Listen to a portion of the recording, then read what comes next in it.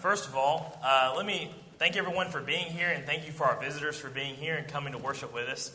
I'm really excited about this sermon. I think it's going to be helpful. I know it was very helpful to me to study it, and I think it will be helpful for all of us. First of all, though, on May the 21st, we like to start back our Young Men's Training class. And Mr. Darren announced it about it last time. That's May the 21st, and we'll start that before p.m. services at 4 o'clock. Me and Lance are going to get the boys singing and doing some talks. As far as talks goes, if your son can read, I want him there because I'm going to give him something to do. And the older boys, hopefully I can get y'all giving some talks, some shorter ones if you're younger, and some of the older boys work with them and give them some longer talks. Mr. Terry said he was going to help me with that. So if that's something you're interested in, or you like just to come and support it, please be there on May 21st. And I'll kind of talk about it and remind us as we get closer and closer there. But I really look forward to that. As well as I said, I really look forward to this sermon. Me and Terry did an accidental two-parter. He texted me this week and said, "Hey, Andrew, in Hosea 11, I'm going to cover about the backsliding of those people there."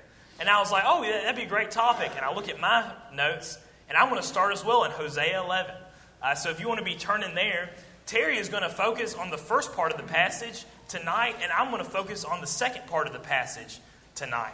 Before we read it, I've noticed in myself, and I've noticed in some of my friends, and usually us that are best about being bold, and maybe that was our talent, is that we're not afraid to speak up our mind to others, and we're not afraid to go and talk to our brethren when we think they're in error.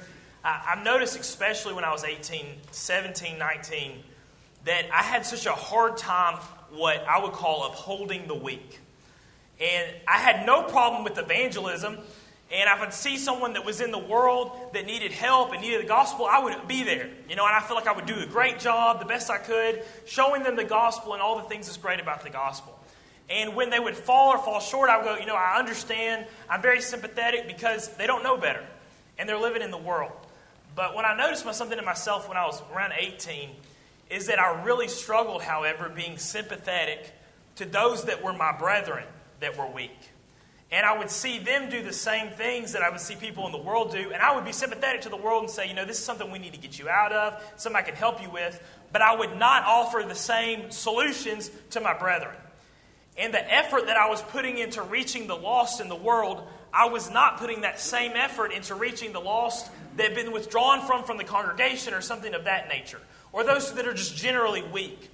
And I thought often about the song, "Roll the Gospel Chariot Along." And there's parts of you're supposed to roll the gospel chariot. And one part that all the kids love is, if Satan's in the way, we will roll right over him. We love that part. There's another part that if a brother's in the way, we will stop and pick him up. And there's another part later when he said, if a sister's in the way, we will stop and pick her up. And even though I'd sing the song, I feel like, especially in my younger years there, I didn't like stopping and picking people up. And I really had the attitude of, I got here by myself, I did this, I'm here, I'm strong, and you should be strong too. And that's not my responsibility to get you there. And if you slow down my gospel chariot, well, I'll just kick you off. And we'll keep on going. And I had that attitude, and I think that's something I've really had to overcome. That's not the attitude that God has set before us. And that's certainly not the attitude that God has. That when we see the weak, we're supposed to go after them, and we are supposed to stop and pick them up. And do what we need to do to get them back. And I understand in all this there's a balance. And there comes a time that even Jesus had to leave a city and just say, well, I tried. I tried my best, but y'all rejected me. And sometimes that's going to happen with us today, where they're going to reject Jesus, and we're just going to have to, give it up and say, I'm going to leave the door open, but I'm not going to focus on this anymore. I'm going to focus on someone else. So there is a balance to all of this. Well, why was I so ready to throw these people out of the gospel chariot? And what was the attitude problem that I had that I didn't spend time trying to focus on my weaker brethren? I believe that problem was sympathy. There was not a lot of sympathy there for these people. And that needed to be corrected. If you look in Hosea 11, you'll see the reason why God did not tear these people apart. They deserved to be torn apart. They were backsliding, and Terry's going to talk about that tonight. But they needed to be torn apart, but God wasn't willing to do it.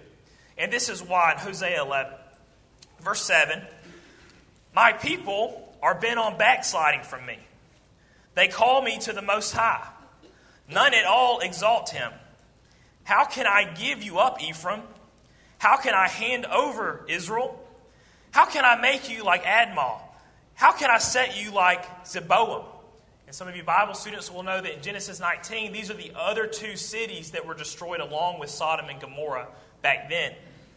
He says, my heart churns within me. My sympathy is stirred. I will not execute the fierceness of my anger. I will not again destroy Ephraim, for I am God and not man. The Holy One is in your midst, and I will not come with terror. He was refused to tear these people up. And he said, the reason why I'm not going to tear you up is because my heart is churning and my sympathy is stirred, and all I want to do is help you. And I'm going to give you every chance so I don't have to turn you into the cities of Sodom and Gomorrah. I'm going to give you every chance to get you back on the gospel chariot and stop and pick you up so I can roll with you and we can do this. And we can do this together. And what's amazing about this is when I was trying to put this sermon together, I was trying to focus more on commandments that God has given us in the New Testament about the reasons why we should have compassion and sympathy for the weak. But instead what I found is a lot of verses about God being sympathetic for the weak and the hurting. And even though I was looking for, what does the verses say about me? What God did instead is he showed a lot of verses about him and the way that he shows sympathy to us. And that's what we'll focus on this morning. So what I'd like to do is first talk about the way that God is sympathetic to us and the way that he's willing to stop and pick us up every time that we need him to. Secondly, we'll talk about those commandments that he's given to us to share in that attitude. And finally, we'll end with Jesus, and we'll focus more about Jesus being sympathetic of our sinful state and our weaknesses. And so we'll cover that. Let's first start in the Psalms. In Psalm 56, if you'll turn there, and we're going to read a lot of passages relatively quickly here. All of these passages explaining God's sympathy for humanity. You have someone here that doesn't have to be sympathetic to humans. He's so much higher above us. He has so much better understanding. He does not struggle in the same things that we struggle with. And yet, he is extremely sympathetic for humanity. And he tries to work with this, and he goes out of his way to uphold the weak. In 56, starting in verse 5, says, all day they twist my words, and their thoughts are against me for evil. They gather together, they hide, they mark my steps. When they lie in wait for my life, shall they escape by iniquity? In anger cast down the peoples, O God. You number my wanderings. You put my tears in your bottle. Are they not in your book? Here the psalmist upset about his enemies, those that gossip about him, those that twist his words, those that try to hurt him. And he says, I'm not worried about them because, Lord, you know about it. And what does he do here in verse 8? You number my wanderings. You put my tears into your bottle. Are they not in your book? And I don't think we should make the assumption that God has a physical bottle and a physical book in heaven that he writes these things down. But he does describe what God's attitude is towards our sorrows. When we're sorrowful about something, what does God do with our tears? He puts them in a bottle. And he remembers them. And he remembers the way that we've sorrowed, and he remembers what we've sorrowed about. When we had some awful situation, what does it say God does? He writes it in his book. That he is going to take an account of the situation that we're in. And that he wants to be involved in our lives and our sorrows. And I'm going to talk about this in just a minute. But usually what the world has taught us about other people's sorrows is to ignore them. Don't bother them. Let them deal with it themselves. Don't try to be a part of it. That's the usually way that the world tries to handle this. But God doesn't do it that way, does he? He wants to be involved. And he asks questions. And he gets involved. And he records the things that he sees. Because he's sympathetic to humanity. Let's go again to Psalm 78. Psalm 78. Starting in verse 34. Again, the psalmist talking about the way that God deals with his enemies. Verse 34 of Psalm 78. When he slew them, then they sought him. And they returned and sought earnestly for God. Then they remembered that God was their rock, and the Most High God their Redeemer. Nevertheless, they flattered him with their mouth, and they lied to him with their tongue. For their heart was not steadfast with him, nor were they faithful in his covenant. But he, being full of compassion, forgave their iniquity and did not destroy them. Yes, many a time he turned his anger away and did not stir up all his wrath. But he remembered that they were but flesh, a breath that passed away and does not come again. There's a few things I want to bring out. Number one, he sees these people that are having a problem with their relationship with God. And in verse 36, basically he says they flattered him with his mouth, with their mouths. And I was first thinking, usually when you flatter God, that should be a good thing. You're trying to say something nice about him. But this is not the attitude that they're having here. They flatter God, but they're lying. And they're being deceitful. And I think it's a lot like John 4, that they're worshiping not in spirit and in truth. And they talk good about God. They talk about how great God is, but they really don't care about him. And they don't care about the things he asks them to do. And God sees that hypocritical judgment they have about him. And how does God feel about it? Well, he's compassionate. He forgives their iniquity. And this is the reason why in verse 39, he remembers that they were but flesh, a breath that passes away and does not come again. That God does realize that you are human. And he knows that you're made of flesh and bone, and he knows that you have weaknesses. He is fully aware of the problems that we have. And to even further explain this point, Psalm 103, sort of the same situation here. He says that he knows that we were made by dust. The reason why God remembers that we were made by dust, because he's the one that made it. He remembers getting the dirt and forming Adam, and he remembers taking the rib and forming Eve. He even knows what we're made out of. And this is why he has this sympathetic nature. Psalm 103, verse 11. For as the heavens are high above the earth, so great is his mercy toward those who fear him. As far as the east is from the west, so as far as he's removed our transgressions from us, as a father pities his children, so the Lord pities those who fear him.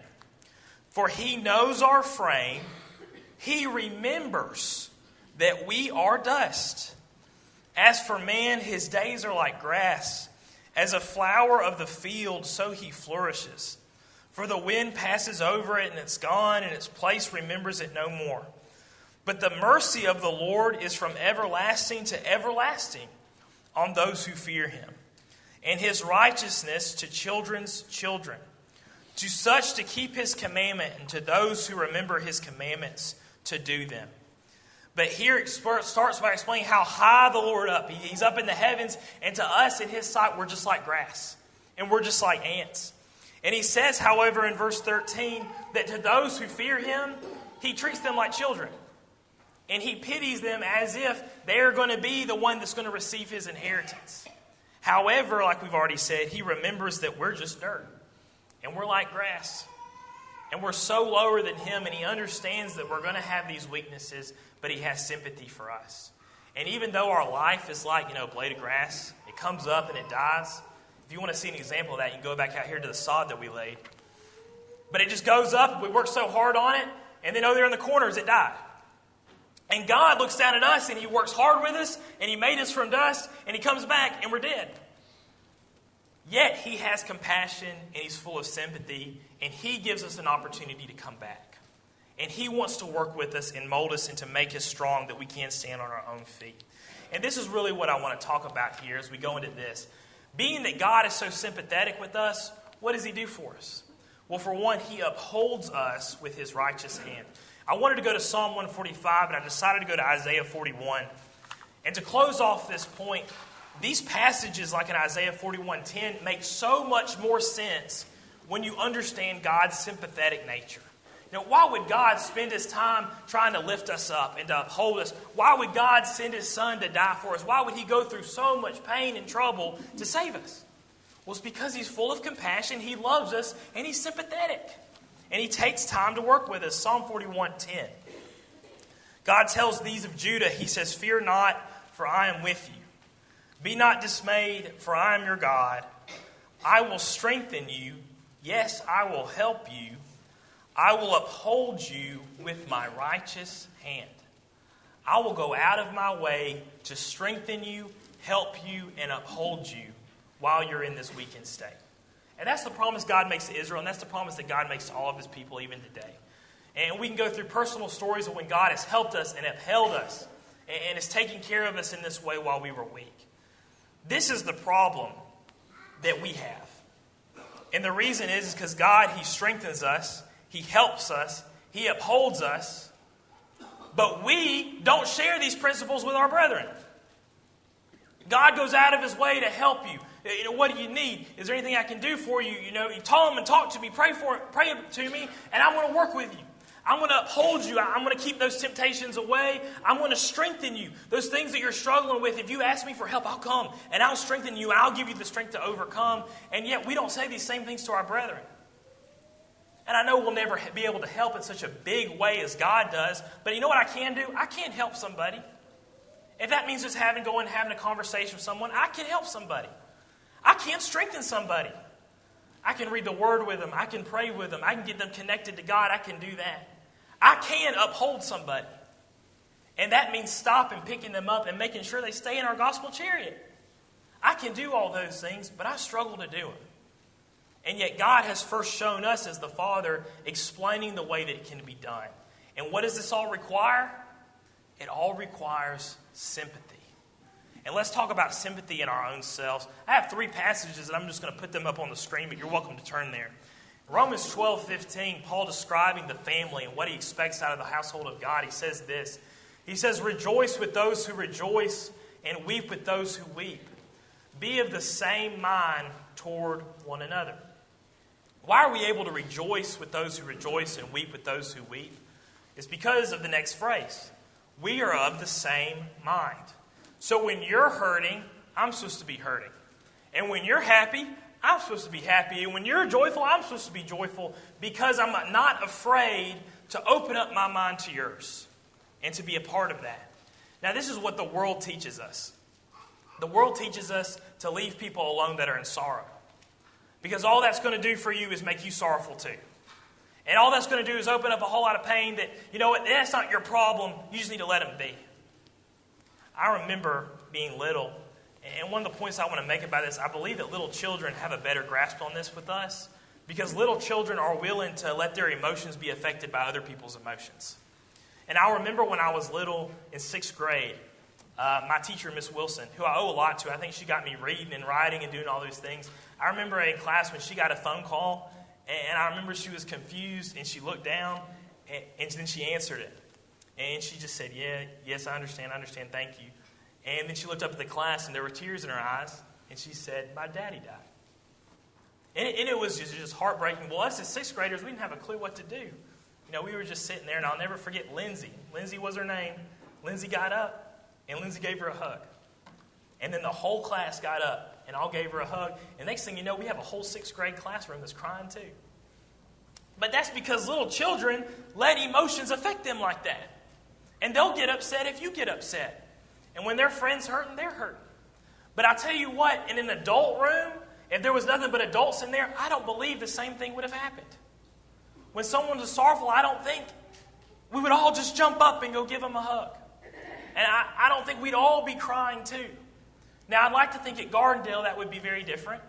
And I think we are different in a lot of different ways, of the ways that adults would behave in the world. But we need to be more like that. We need to have that humility of a little child that's willing to weep when they need to weep. And I understand, I'm not a big one to cry. I have a special someone that makes fun of me because apparently I never cry. And I think sometimes up here at this pulpit, I'll be talking about God, and sometimes it'll almost come out. The other thing that I cry about is the moon landing. And that she'll play it for me, and she'll try to get me to tear up about that, but I don't let her see it. But those little things like that, and we try to be so reserved, and we try to not let people see our tears, and we try to not let people know that we care, or that we have emotions, or that we're sorrowful too. And what God's trying to tell us here in Romans 12, that it is okay to let it out. It is okay to be sorrowful when your brother is sorrowful. It is okay to cry if that's what needs to happen, because we need to be of this same mind. Now, I'll tell you the other way. What about when someone's rejoicing? It is okay to rejoice with them, right? You don't have to be reserved and ignore the problems and the happiness of this world. Be a part of that. When you see your brethren hurting, be hurt with them. If you see them rejoicing about something, go and rejoice with them. And if those things include needing to have tears, have those tears. and experience those emotions within them. And that in itself creates sympathy.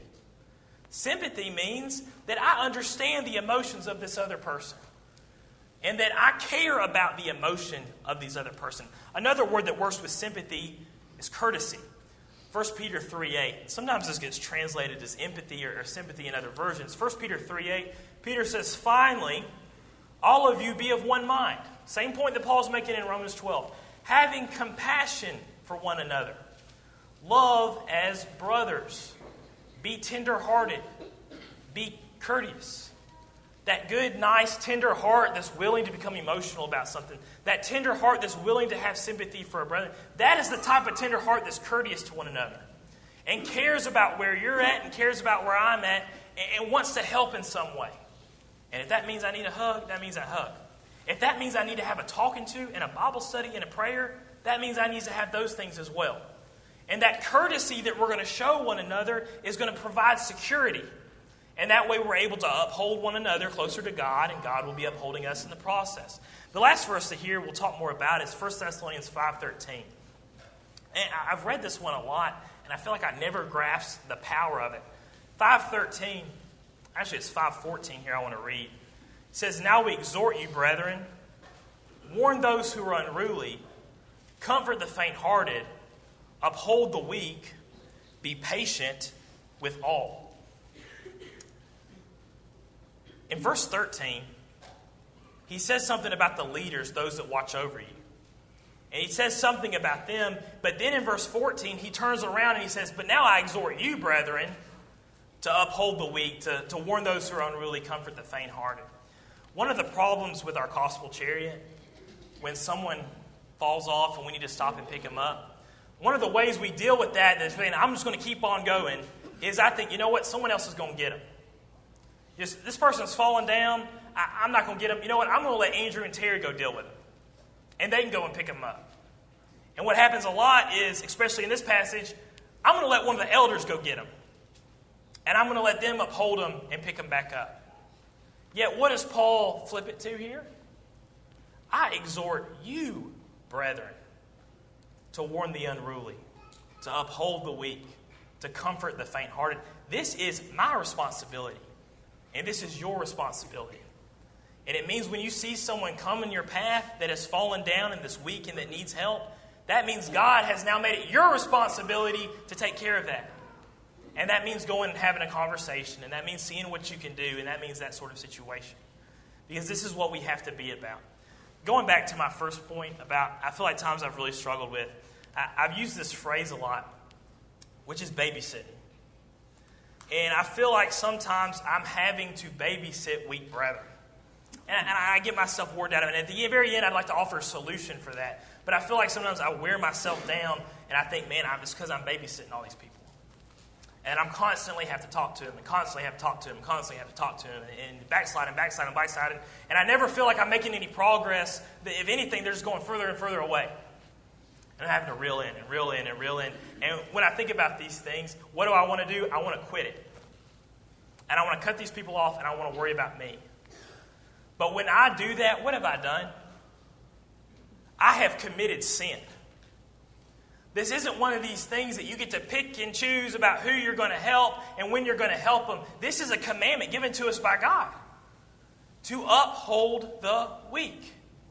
Now, going back to my last slide, if you remember that, we ended with God upholding the weak with his righteous hand. And we said that the reason why he does that is because he has sympathy.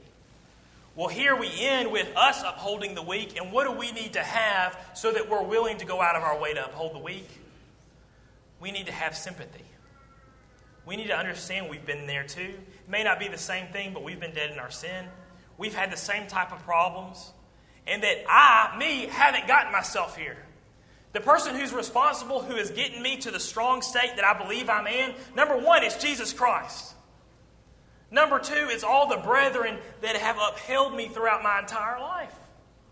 I haven't gotten myself here. I've definitely done my part, but my part was small compared to the part that God did. And when I can understand that, I can understand that now it's my responsibility to help help these other people. And to go out of my way to uphold the weak. And let me very quickly just give some personal applications. one thing that we can look for in our brethren that need upholding is church attendance. Usually you live your life the way that you worship. And if you're missing worship, if you see someone like that, that would be a good opportunity to fulfill the commandment that God has asked you. And that means going and having a kind and reasonable conversation about what God wants us to have to do. Here's another one. Immodesty. If we have brethren that are living in immodesty, they do not know how to dress themselves, that is someone that we need to take the opportunity to go and have a kind and reasonable conversation about. Another one I like to give is people that don't sing. I'll sit here on the pew and I'll be sitting by a brother or sister and they will not open their mouth through an entire song. And what I need to do in that situation is I need to obey what God has asked me to do and go and have a conversation with them. And maybe, we need to ask, is there something that's going on? Is there something I can help you with? Because I noticed this. And those are the ways that I can uphold the weak. Now, what this involves in after you see these things, usually these involves weekly Bible studies. And if you can give up an hour on Thursday afternoon, you don't have to come to me and Terry. Unless you need to, if you want our help, we're more than willing to help. But a lot of you are very capable of upholding your own week. And a lot of you here are very capable to start some studies and start some prayer sessions with other people. And if that means, let's meet up for 30 minutes early in the morning on Thursday. We'll get together and we'll pray about this stuff and we'll try to get you back on track. That's the type of sympathetic heart that God is looking for here. And I think that's a lot of the sympathetic heart that a lot of us here lack. We have the strength, but we need the sympathy to go along with it to work. And to work as God has asked us to do. Let's here look at Jesus. As I said before, we didn't get here on our own. And the reason that we are in the strong state that we are, if we are strong, is because Jesus got us here. And it's because Jesus first had sympathy for us. Well, let's, of course, go to Hebrews 4. And in Hebrews 4, this is the passage that actually says that we have a high priest that can sympathize with our weaknesses. And if you notice here, it's actually a double negative. He says we do not have a high priest who cannot sympathize with our weaknesses. Hebrews 4, verse 14. Seeing that we have a great high priest who has passed through the heavens, Jesus, the Son of God, let us hold fast our confession. For we do not have a high priest who cannot sympathize with our weaknesses, but was in all points tempted as we are, yet without sin.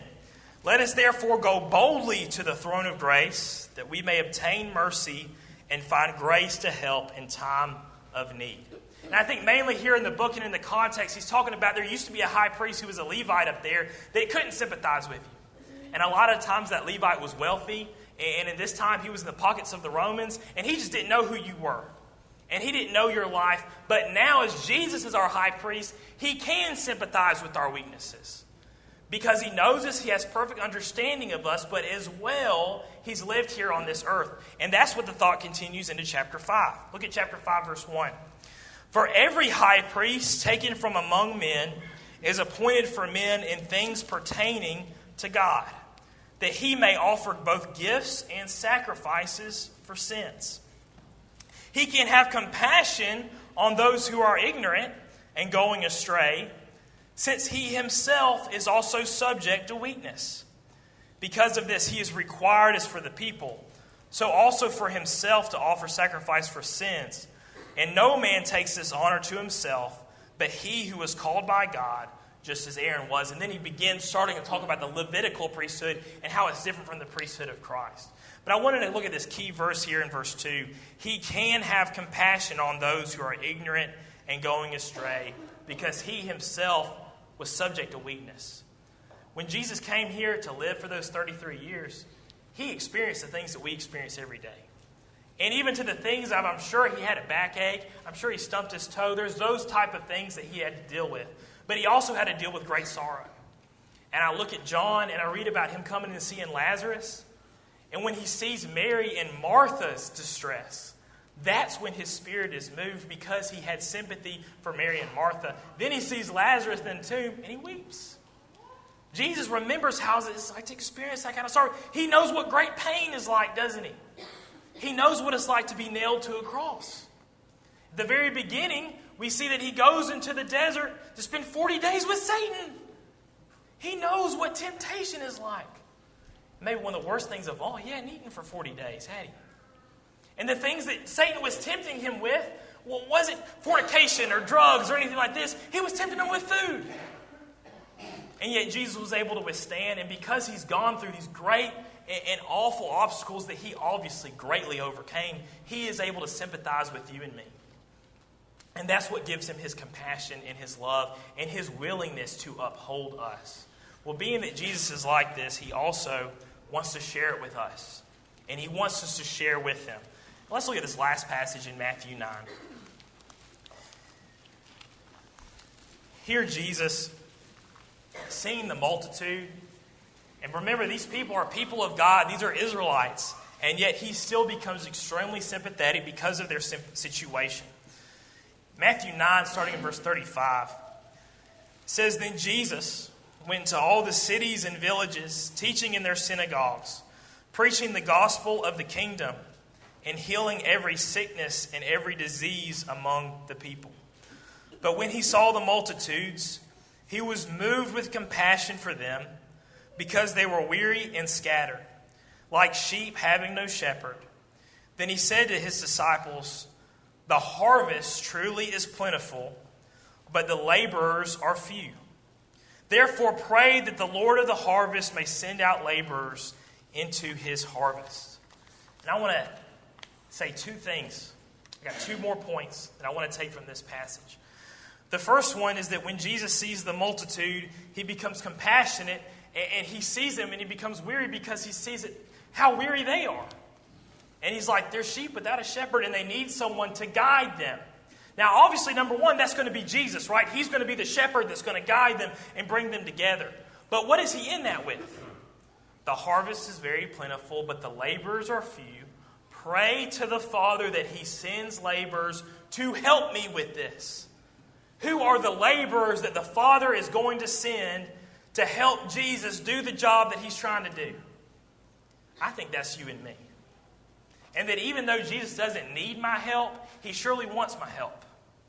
And that when I see people, I'm supposed to be filled with compassion and say, these people are weary and they're living their life without the shepherd, and I can help in some way. And so the first point that I want to make is I want to leave you, with this first point. If you see someone backsliding, and again, Terry's going to talk about that tonight, and you can notice it. Jesus is asking your help with that person. And for all we know, Jesus revealed that thing to you. He opened that door through his providence so you can be the person that's going to help him labor in that field. So when you see these opportunities arise, that is Jesus telling you, let's get busy. Because of what we read here in Matthew and because of what we read in Hebrews. We understand that. The second thing that I want to leave with is that when we do those things, and we do try to work with those backsliders, and we do try to help those weak so we can get them to strong, often we do become greatly discouraged. And I believe that there was sometimes that even Jesus was tempted to become discouraged with the people who was around. Look at the way that he dealt with the 12 disciples. And I feel like there was so many eye-rolling moments that Jesus had with them. The one I love the most is after he's fed all the thousands, they get in the boat and they leave, and Jesus is trying to teach them about the leaven of the Pharisees. And he says, beware the leaven of the Pharisees. And what do the guys do? They say, oh no, we forgot the bread. Let's turn the boat around. And Jesus says, you have eyes, but you do not see. You have ears, but you do not hear. Those are the type of people that Jesus was working with. And I believe if I was in the boat, I'd probably be worse, and I'd have less understanding. But if Jesus is willing to do what he needs to do to uphold the weak and to sympathize, I can certainly do what I need to do. When I become discouraged, I think of 3 things. They're not in the priority order. Number one, I think this is something that Satan wants me to feel, so I'll quit. Satan wants me to feel like I'm doing this all by myself and to become discouraged, so I'll drop those people that I might be helping. The second thing that I think about is that there are countless brethren that are doing the same thing that I'm doing. And even though Satan wants me to feel like I'm alone, I'm the only person picking up, that is not true. And I know that it's certainly not true for this congregation. And what I do, is when I go to sleep, I don't count my blessings, I count my brethren. And I think about my brethren that are helping me work in the kingdom, and my brethren that are upholding the weak, and my brethren that are comforting the faint-hearted, and I know that I am not alone. The third thing I think about is that Jesus is working very hard to uphold somebody. And it's me. And I'm worried about upholding this person. I'm worried about upholding that person. And I know that Jesus is worried about somebody. He's worried about upholding me. Because I'm weak. And there's things that I need help with. And I'm so thankful that I have someone that's willing to uphold me. And when I think about that, I'm so much more willing to uphold others. And I know that Jesus is going to help me do that too. And He's going to help me and He's going to work with that.